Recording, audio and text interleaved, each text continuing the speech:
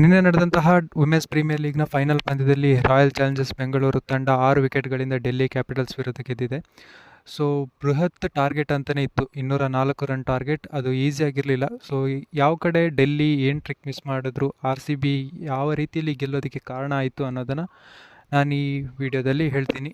Hi, welcome to my YouTube channel. So ನೀವಿನ್ನೂ ಮೊದಲ ಬಾರಿಗೆ ನಮ್ಮ ಚಾನೆಲನ್ನು ನೋಡ್ತಾ ಇದ್ದರೆ ದಯವಿಟ್ಟು ಸಬ್ಸ್ಕ್ರೈಬ್ ಮಾಡ್ಕೊಳ್ಳಿ. ಸೊ ಮೊದಲು ಬ್ಯಾಟ್ ಮಾಡಿದಂತಹ ಡೆಲ್ಲಿ ಕ್ಯಾಪಿಟಲ್ಸ್, ಸೊ ಟಾಸ್ ಗೆದ್ದಾಗ ನಾನು ಆಬ್ವಿಯಸ್ಲಿ ನಿನ್ನೆ ವೀಡಿಯೋದಲ್ಲೇ ಹೇಳಿದೆ, ಟಾಸ್ ಗೆದ್ದ ಯಾವುದೇ ತಂಡ ಕೂಡ ಫೀಲ್ಡಿಂಗನ್ನೇ ಆಯ್ಕೆ ಮಾಡ್ಕೊಳ್ಳುತ್ತೆ ಅಂತ. ಸೊ ಮೊದಲಿಗೆ ಬಂದಂತಹ ಡೆಲ್ಲಿ ಕ್ಯಾಪಿಟಲ್ಸ್ ಒಂದು ಒಳ್ಳೆಯ ಸ್ಟಾರ್ಟನ್ನೇ ಕೊಟ್ಟರು. ಸೊ 3 ಓವರ್ ಏನಿತ್ತು, ಲಾರೆನ್ ಬೆಲ್ ಮಾಡಿದ್ದು ಮತ್ತು ಸಯಲಿ ಸತ್ಗೆರೆ ಫಸ್ಟ್ 3 ಓವರ್ನಲ್ಲಿ ಸ್ವಲ್ಪ ಕಂಟ್ರೋಲ್ ಇತ್ತು. ಸೊ ಡಾಟ್ ಬಾಲ್ಸ್ಗಳು ಹೆಚ್ಚಾಗಿತ್ತು, ಅಷ್ಟು ಆಗಿ ಸ್ಟ್ರೈಕ್ ರೊಟೇಟ್ ಆಗ್ತಾ ಇರಲಿಲ್ಲ.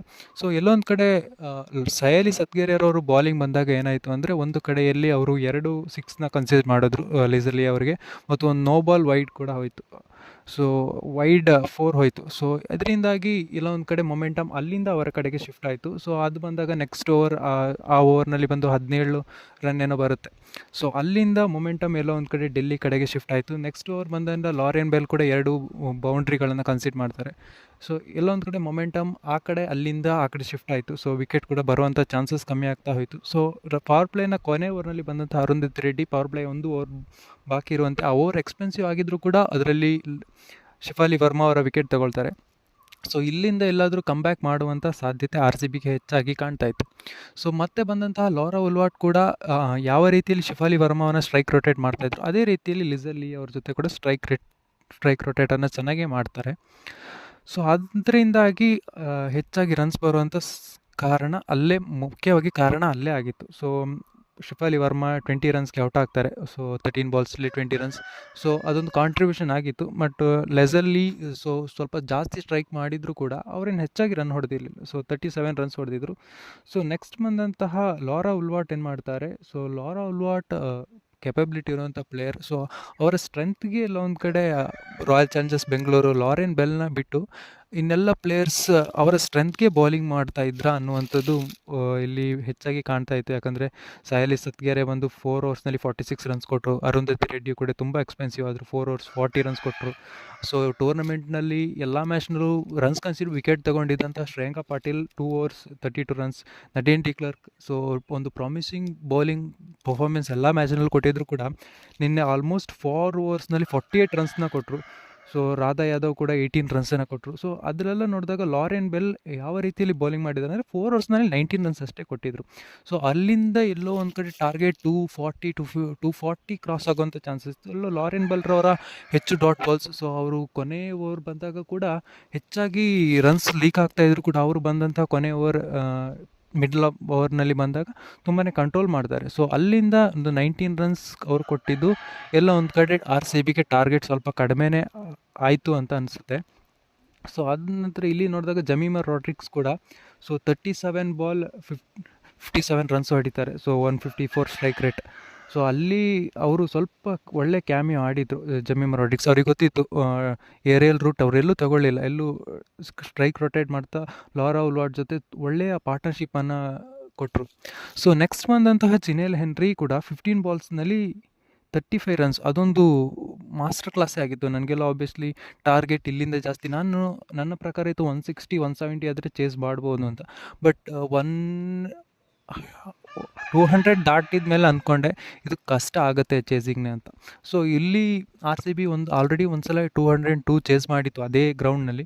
ಸೊ ಎಲ್ಲೋ ಒಂದು ಕಡೆ ಆ ನಂಬಿಕೆನೂ ಇತ್ತು. ಬಟ್ ಅಲ್ಲಿಂದ ಇದನ್ನು ಚೇಸ್ ಮಾಡೋದಕ್ಕೆ ಬ್ಯಾಟಿಂಗ್ಗೆ ಬಂದಾಗ, ಸೊ ಆಬ್ವಿಯಸ್ಲಿ ಗ್ರೇಸ್ ಹ್ಯಾರಿಸ್ ಏನು ಮಾಡ್ತಾರೆ, ಬಂದಾಗ ಫಸ್ಟ್ ಬಾಲಿಂದನೇ ಸ್ಟ್ರೈಕ್ ಮಾಡೋದಕ್ಕೆ ಟ್ರೈ ಮಾಡ್ತಾರೆ. ಸೊ ಅವರು ಸ್ಟ್ರೈಕ್ ಮಾಡೋದು 2 ಬೌಂಡ್ರಿ ಹೊಡಿತಾರೆ. ಬಟ್ ಚಿನೇಲ್ ಹೆನ್ರಿಯ ಮೊದಲನೇ ಬಾಲ್ಗೆ ಇವರು ವಿಕೆಟ್ ಕೊಡ್ತಾರೆ. ಸೊ ಅಲ್ಲಿಂದ ಬಂದಂತಹ ದವರು ಜಾರ್ಜಿಯಾ ವಾಲ್ ಮತ್ತು ಸ್ಮೃತಿ ಮಂದನ ಅಲ್ಲಿಂದ ಸ್ಟ್ರೈಕ್ ರೊಟೇಟ್ ಚೇಂಜ್ ಮಾಡ್ತಾರೆ. ಸೊ ಹೆಚ್ಚಾಗಿ ಜಾರ್ಜಿಯಾ ವಾಲ್ ಸ್ಟ್ರೈಕ್ನಲ್ಲಿ ಇರ್ತಾರೆ. ಜಾರ್ಜಿಯಾ ವಾಲ್ ಎಲ್ಲೋ ಒಂದು ಕಡೆ ಸ್ಟ್ರೈಕ್ನಲ್ಲಿ ಇದ್ದಿದ್ದು ಸ್ಮೃತಿ ಮಂದಣ್ಣವ್ರಿಗೆ ಇನ್ನೊಂದು ಕಡೆ ಅಡ್ವಾಂಟೇಜ್ ಆಯಿತು. ಸೊ ಜಾರ್ಜಿಯಾ ವಾಲ್ಗೆ ಏನು ಮಾಡ್ತಾಯಿದ್ರು ಅಂದರೆ, ಇವರ ಬೌಲರ್ಸ್ ಬಂದಾಗ ಎಲ್ಲರೂ ಕೂಡ ಅವರ ಸ್ಟ್ರೆಂತ್ಗೆ ಬಾಲ್ ಮಾಡ್ತಾಯಿದ್ರು, ವೀಕ್ನೆಸ್ಗೆ ಬಾಲ್ ಮಾಡ್ತಾಯಿದ್ರು. ಸೊ ಪ್ರತಿಯೊಂದು ಬಾಲ್ನಲ್ಲೂ ವಿಕೆಟ್ ಹೋಗ್ಬೋದು, ಜಾರ್ಜಿಯಾ ವಾಲ್ ವಿಕೆಟ್ ಕಳ್ಕೊಬೋದು ಅಂತ. ಬಟ್ ಎಲ್ಲೊಂದು ಕಡೆ ಜಾರ್ಜಿಯಾ ವಾಲ್ ತಮ್ಮ ಪೇಷನ್ಸ್ ಕಳ್ಕೊಳ್ಳಲಿಲ್ಲ. ಸೊ ಎಲ್ಲ ಅವರ ಸ್ಟ್ರೆಂತ್ಗೆ ಕನ್ವರ್ಟ್ ಮಾಡ್ಕೊಳ್ತಾ ಇದ್ರು. ಸೊ ಕೊನೆ ಮೂಮೆಂಟ್ವರೆಗೂ ವೆಯ್ಟ್ ಮಾಡಿ ಹೊಡಿತಾಯಿದ್ರು. ಸೊ ಅದರಿಂದ ಜಾರ್ಜಿಯಾ ವಾಲ್ 14 ಬೌಂಡ್ರಿ, 54 ಬಾಲ್ಸ್ನಲ್ಲಿ 79 ರನ್ಸ್. ಸೊ ಅದೆಲ್ಲೋ ಬೆಸ್ಟ್ ಕಾಂಟ್ರಿಬ್ಯೂಷನ್ ಆಯಿತು ನನಗೆ ಕಾಣಿಸ್ತದೆ. ಯಾಕಂದರೆ ಅಲ್ಲಿ ಎಲ್ಲ ಬಾಲ್ನಲ್ಲೂ ಕೂಡ ಅವರ ವೀಕ್ನೆಸ್ಗೆ ಹಾಕ್ತಾಯಿದ್ರು. ಯಾವ ಬಾಲ್ನಲ್ಲೂ ಬೇಕಿದ್ರೆ ಜಾರ್ಜಿಯಾ ವಾಲ್ರವರ ವಿಕೆಟ್ ಹೋಗುವಂಥ ಸಾಧ್ಯತೆ ಹೆಚ್ಚಾಗಿ ಕಾಣ್ತಾಯಿತ್ತು. ಬಟ್ ಅವರು ಎಲ್ಲೂ ಪೇಷನ್ಸ್ ಕಳ್ಕೊಳ್ಳಿಲ್ಲ. ಸೊ ಯಾವ ರೀತಿಯಲ್ಲಿ ಬೇಕು ರನ್ಸ್ ಅದೇ ರೀತಿಯಲ್ಲಿ ಹೋಗ್ತಾಯಿದ್ರು. ಸೊ ಎಲ್ಲೋ ಒಂದು ಕಡೆ ಅದು ಸ್ಮೃತಿ ಮಂದನ್ ಅವ್ರು ಬ್ಯಾಟಿಂಗ್ ಬಂದಾಗ ಏನಾಗ್ತಾಯಿತ್ತು ಅಂದರೆ ಸ್ಮೃತಿ ಮಂದನ್ ಅವರಿಗೆ ಈಸಿ ಆಗ್ತಾಯಿತ್ತು. ಯಾಕಂದರೆ ಇವರು ಬಾಲರ್ಸೇ ಅವರ ಸ್ಟ್ರೆಂತ್ಗೆ ಬಾಲ್ ಮಾಡ್ತಾಯಿದ್ರು. ಎಲ್ಲ ಹಿಟ್ ದ ಬಾಲ್ ಹಿಟ್ ಅಂತಲೇ ಇತ್ತು. ಸೊ ಅದರಿಂದಾಗಿ ಸ್ಮೃತಿ ಮಂದನ್ ಅವರಿಗೆ ಈಸಿಯಾಗಿ ಸ್ಟ್ರೈಕ್ ರೊಟೇಟ್ ಆಗ್ತಾಯಿತ್ತು. ಬೌಂಡ್ರೀಸ್ ಕೂಡ ಈಸಿಯಾಗಿ ಸ್ಕೋರ್ ಮಾಡೋದಕ್ಕಾಯಿತು. ಸೊ ನೆಕ್ಸ್ಟ್ ಬಂದಂತಹ ಅಲ್ಲಿಂದ ಜಾರ್ಜಿಯಾ ವಾಲ್ ವಿಕೆಟನ್ನು ಮಿನ್ನುಮಣಿ ತಗೊಳ್ತಾರೆ. ಆಲ್ಮೋಸ್ಟ್ ಅಲ್ಲಿಗೆ ಪಂದ್ಯ RCB ಕಡೆ ವಾಲ್ ಇರುತ್ತೆ. ಸೊ ಇಬ್ಬರ ವಿಕೆಟ್ ತೆಗೆಯುವುದರಲ್ಲೇ ಟ್ರಿಕ್ಕನ್ನು ಅವ್ರು ಮಿಸ್ ಮಾಡಿದ್ರು. ಸೊ ಯಾರನ್ನು ತಗೊಂಡು ಬಂದರೆ ವಿಕೆಟ್ ಬರುತ್ತೆ ಅನ್ನುವಂತಹ ಜಮೀಮಾ ರೋಡ್ರಿಗ್ಸ್ಗೆ ಇರಲಿಲ್ಲ, ಮತ್ತು ಅವರ ಫೀಲ್ಡಿಂಗ್ ಪ್ಲೇಸ್ಮೆಂಟ್ ಕೂಡ ಅಷ್ಟಾಗಿ ಇರಲಿಲ್ಲ. ಮತ್ತು ಸ್ಮೃತಿ ಮಂದನ್ ಅವರಿಗೆ ಯಾವುದರಲ್ಲಿ ಸ್ಮೃತಿ ಮಂದನ್ ಅವರ ವಿಕೆಟ್ ಬರುತ್ತೆ ಅದಕ್ಕೆ ಅವರು ಹೋಗಲೇ ಇಲ್ಲ. ಸೊ ಎಲ್ಲೋ ಒಂದು ಕಡೆ ಅವರ ಸ್ಟ್ರೆಂತ್ಗೆ ಇವರು ಬೌಲಿಂಗ್ ಮಾಡ್ತಾಯಿದ್ರು. ಸೊ ಎಲ್ಲೋ ಅದು ಕೂಡ ಇವರಿಗೆ ಒಂದು ಮೈನಸ್ ಆಯಿತು ಡೆಲ್ಲಿ ಕ್ಯಾಪಿಟಲ್ಸ್ಗೆ. ಸೊ ಓವರಾಲ್ ಮಾರಿಸನ್ ಕಾಪ್ ಎಲ್ಲ ಪಂದ್ಯದಲ್ಲೂ ವಿಕೆಟ್ ತಗೊಳ್ತಾ ಇದ್ರು. ಸೊ ಮಾರಿಸನ್ ಕಾಪ್ಗೆ ಜಾರ್ಜಿಯಾ ವಾಲ್ಸ್ ತುಂಬಾ ಚೆನ್ನಾಗಿ ಸ್ಟ್ರೈಕ್ ಮಾಡ್ತಾರೆ ಪವರ್ ಪ್ಲೇನಲ್ಲಿ ಬಂದಾಗ.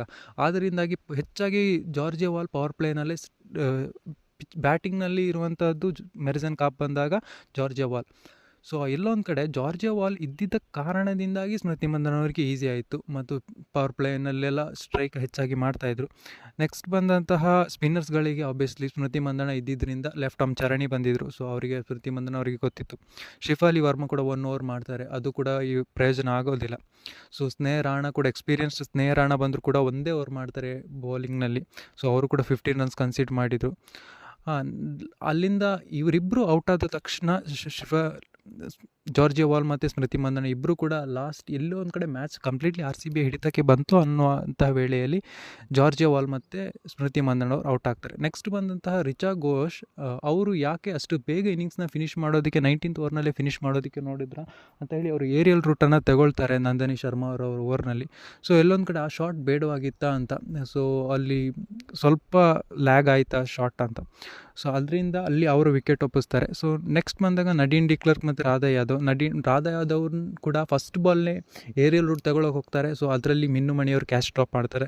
ಸೊ ಬಹುಶಃ ಅಲ್ಲೆಲ್ಲೋ ಕ್ಯಾಚ್ ಹಿಡಿದಿದ್ರೆ ಕೂಡ ಮತ್ತೆ ಪಂದ್ಯದಲ್ಲಿ ಟ್ವಿಸ್ಟ್ ಕಾಣುವಂಥ ಸಾಧ್ಯತೆ ಇತ್ತು, ಆದರೆ ಕ್ಯಾಚನ್ನು ಮಿಸ್ ಮಾಡ್ತಾರೆ ಮಿನ್ನುಮಣಿಯವರು. ಸೊ 2 ಬೌಂಡ್ರಿ ಹೊಡೆಯೋ ಮೂಲಕ ಲಾಸ್ಟ್ ಓವರ್ನಲ್ಲಿ ಚರಣಿಯವರು ಬರ್ತಾರೆ. ಮೊದಲನೇ ಬಾಲ್ ಸಿಂಗಲ್ ಬರುತ್ತೆ. ನೆಕ್ಸ್ಟ್ ಬಾಲ್ ಕೂಡ ನಡೀನ್ ಡಿ ಕ್ಲರ್ಕ್ ಸಿಂಗಲ್ ತಗೊಳ್ತಾರೆ. ಸೊ ಅಲ್ಲಿಂದ ಪಂದ್ಯವನ್ನು 2 ಬೌಂಡ್ರಿ ಮುಖಾಂತರ ಪಂದ್ಯವನ್ನು ರಾಧಾ ಯಾದವ್ ವಿನ್ನಿಂಗ್ ಶಾಟನ್ನು ಕೊಡ್ತಾರೆ. ಸೊ RCB 2ನೇ ಬಾರಿಗೆ ತನ್ನ ಟ್ರೋಫಿಯನ್ನು ವುಮೆನ್ಸ್ ಪ್ರೀಮಿಯರ್ ಲೀಗ್ನಲ್ಲಿ ಟ್ರೋಫಿ ತನ್ನ ತೆಗೆಸ್ಕೊಳ್ತಾರೆ. ಸೊ ಇದಿಷ್ಟು ಇವತ್ತಿನ ವೀಡಿಯೋ. ಸೊ ವಿಡಿಯೋ ಇಷ್ಟ ಆಗಿದ್ದರೆ ಲೈಕ್ ಮಾಡಿ. Thank you.